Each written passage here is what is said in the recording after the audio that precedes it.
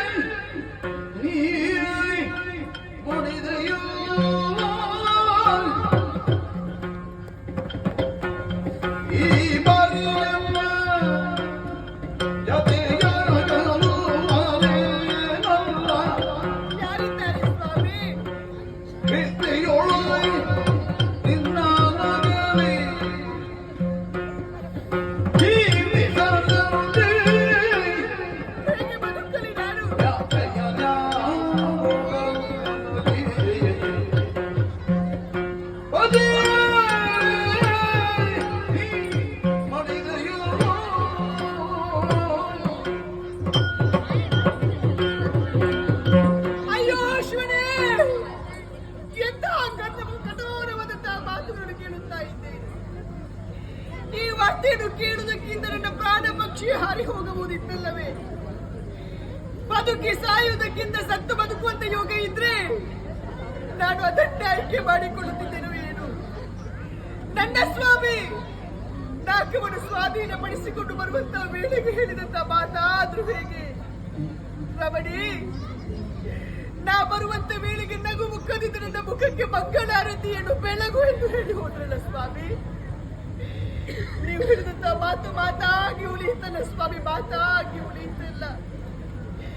ಪ್ರಪಂಚದೆಲ್ಲ ಹೆಣ್ಣು ಮಕ್ಕಳು ಹಾಗೆ ಹಣೆಯಲ್ಲಿರುವಂತಹ ಕುಂಕುಮ ತಿಲಕ, ಗೊರಳಲ್ಲಿರುವಂತಹ ಮಾಂಗಲ್ಯ ಸರ, ಕೈಯಲ್ಲಿರುವಂತಹ ಕೈಪರಿಣಾಮವನ್ನು ಧರಿಸಿಕೊಂಡು ಸಂತೋಷ ಪಡುವಂತಹ ವೇಳೆಗೆ ನನ್ನ ಆಶಾ ಗೋಪುರವನ್ನು ನುಚ್ಚುನೂರಾಗಿ ಹೋಯಿತಲ್ಲ ಸ್ವಾಮಿ, ನುಚ್ಚುನೂರಾಗಿ ಹೋಯಿತಲ್ಲ.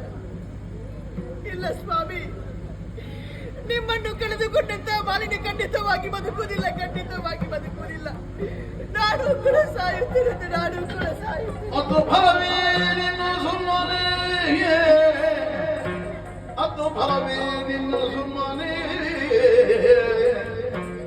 ಸತ್ತವರು ನೀವಿವರಿ ಸಬಲ ಸಮರ್ಥರಾಗಿ ತರಳ ಮಹಿಷಾಗಿ ಹದನಗರ ಬಿತ್ತರಿಸಿ ಸುಮನದ ರಾಘವಲ್ಲಿ ವಸದೇವಿ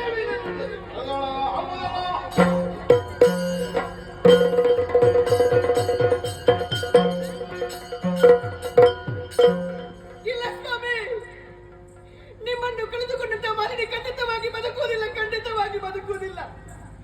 ನಾನು ಕೂಡ ಸಾಯುತ್ತೇನೆ. ನಾನು ಇಲ್ಲ, ನಾನೇಕೆ ದುಃಖಿಸಲಿ, ನಾನೇಕೆ ಕಣ್ಣೀರ ಸುರಿಸಲಿ? ಸತ್ತವರಿಗಾಗಿ ಇದ್ದವರು ಅರ್ಥವರು ಒಂದು ದಿವಸ ಸಾಯಲೇಬೇಕು ತಾನೆ. ನಮ್ಮ ಜೀವನವೇನು ಶಾಶ್ವತವೇನಲ್ಲ.